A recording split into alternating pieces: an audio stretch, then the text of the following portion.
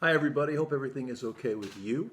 I'd like to talk a little bit about the women's rights movement, some of the things that we talked about in our lesson, but I'd like to go over a couple of things just to make sure we got them straight.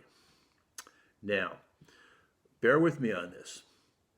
The Industrial Revolution introduced the idea of division of labor, taking a complicated task and breaking it down into several simple steps that could be done quickly, repetitively, and at the end, there would be a finished product. All right, it's the beginnings of something called mass production. As we go into the 19th century, you start to see the relationship between men and women in the middle classes, okay, taking on kind of the quality of division of labor. It's a similar sort of concept. But instead of division of labor, it's known as the cult of domesticity, the idea that there are a myriad of things that have to be done to maintain a family in this world. And you can divide those things into the domestic sphere and the public sphere. And the theory was that the public sphere was the domain of the man, and he would go out and he would politic and he would slay the dragons of business. He would represent the family to the outside world. He was the principal breadwinner. And then you had the domestic sphere in which the mother or the wife was in charge of all of the things that were related to the home. And these were all considered to be, far finer and far more important in some ways and far more sacred than the dirty deals that the husband had to do on a day-to-day basis to maintain his business.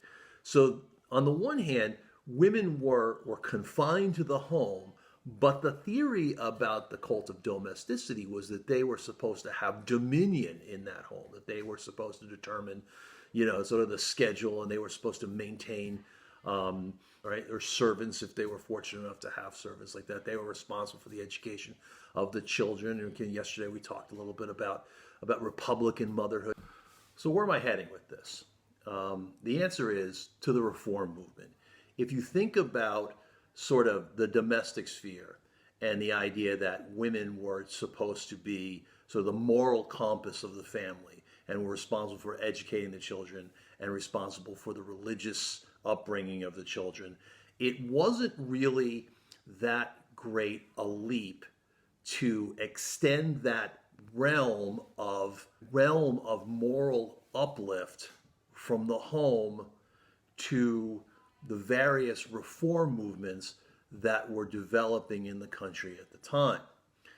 Made perfect sense, okay? It was division of labor. Every Christian is supposed to engage in charitable acts. That's part of the deal, so to speak. And what better way of doing it than for the husband to continue on doing what he's doing in the world, working and engaging in politics and voting and doing the things that he needs to do to sustain the family. And then the woman would essentially take on the charitable aspect, and the family would operate as one unit, dividing up the two tasks. And so therefore, it was not that out of place for a woman to move outside of the home. Again, a middle class woman, lower class women, poor women generally had to work full-time jobs and work in mills. They didn't have the luxury of engaging in charity. But for a middle class woman, she could move outside the house and she could begin to engage in these various reform movements like the temperance movement or prison reform movement. If you think about Dorothea Dix, for example, there was the educational reform movement. More and more women are becoming teachers. That seems like a natural extension of Republican motherhood for women to be elementary school teachers in areas where there are public schools. So this is really how women start to get into the reform movement. It's perfect. It's perfect because they can do the hard work, okay, and we'll have some men at the top leading the whole thing. And that's really what's going to lead to the women's rights movement, because what's going to happen is that Elizabeth Cady Stanton and Lucretia Mott and other prominent women, I mean, you already heard about Angelina Grimke, right? How she kind of was working. Everybody was thrilled to have her around. And then one day she kind of stepped out of line and she created a firestorm. And people thought, oh my God, she's going to bring discredit to the movement. We can't have this. We can't have this. We can't have this. All right, and she begins to realize that she's not all that much better off than perhaps the slaves are. And that's really fundamentally how we start down the road to women's rights. Elizabeth Cady Stanton and Lucretia Mott traveled all the way to England, right? In the 19th century, traveling on a sailing ship is not a safe, simple, or comfortable thing to do. It is incredibly dangerous. And then, of course, you got to travel all the way back. And when they got to the convention on abolition, they were refused entry because they were women. Right? It was considered to be immoral and promiscuous for women to be on the convention floor, engaging in the debates with the men. Eventually, a compromise was worked out where they could listen to the debates from the balcony, but they had to do so sitting behind a screen so they would not be considered a distraction.